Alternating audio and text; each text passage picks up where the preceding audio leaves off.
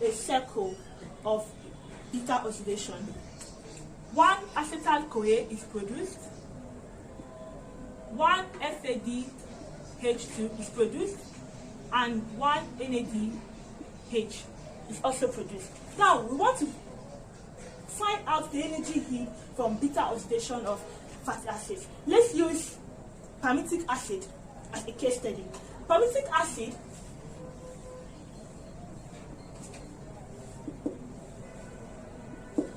acid has 16 carbons. Of course, like we saw in previous lecture, it has 16 carbons and it will carry out 7 cycles of oxidation. Now, after the oxidation of palmitic acid, how many acetyl-CoA is realized? 8.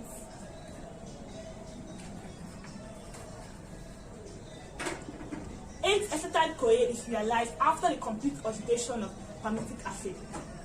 How many FADH is realized in the complete oxidation of palmitic acid?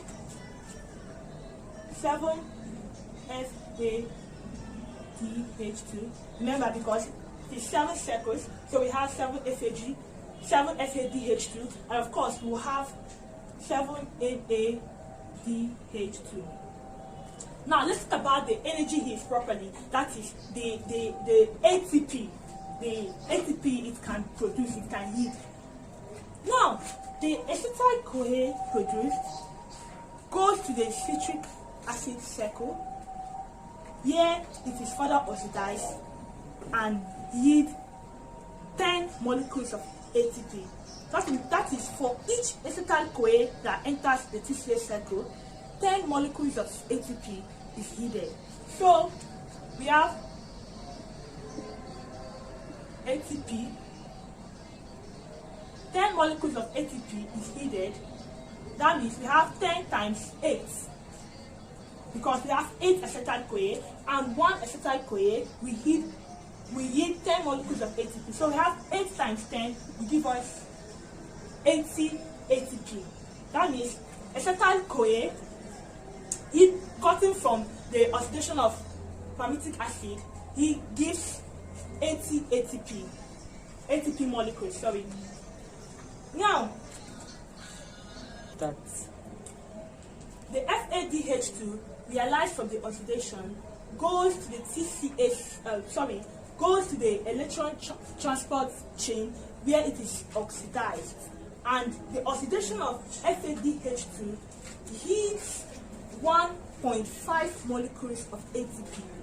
So now we have 7 molecules of FADH2.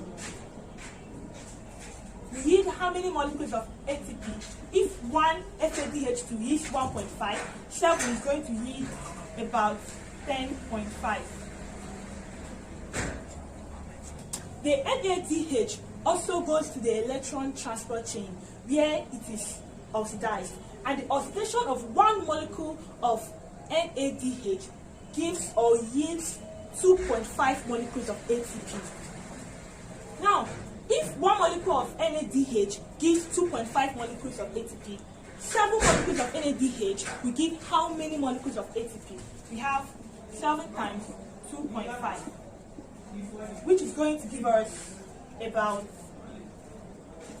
17.5, right?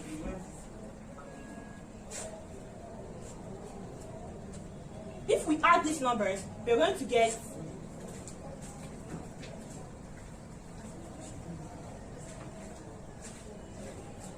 we're going to get 108 molecules of ATP. But remember, from the beginning of the oxidation of fatty acid, we talked about activation of fatty acid. In the activation of fatty acid, the 2 phosphoanhydride bonds of ATP has to be broken, and the energy required to do this is equivalent to 2 molecules of ATP. Therefore, we say 2 molecules of ATP is used to activate fatty acid before oxidation takes place. So if we subtract 2 molecules of ATP from here, we have that